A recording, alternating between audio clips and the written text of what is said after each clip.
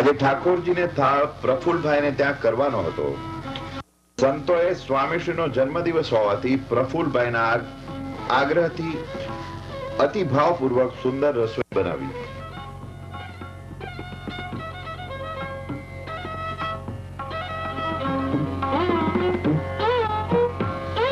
પૂજ્ય ઘનશ્યામ ચરણ સ્વામીએ એવા જ ભાવથી હરિકૃષ્ણ મહારાજને થાળ ધરાવ્યો.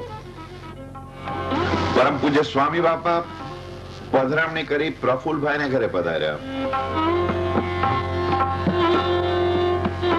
હજુ ઠાકોરજી થાળ જમતા તેથી સ્વામીશ્રીએ જ્ઞાન વાર્તાઓ કરી.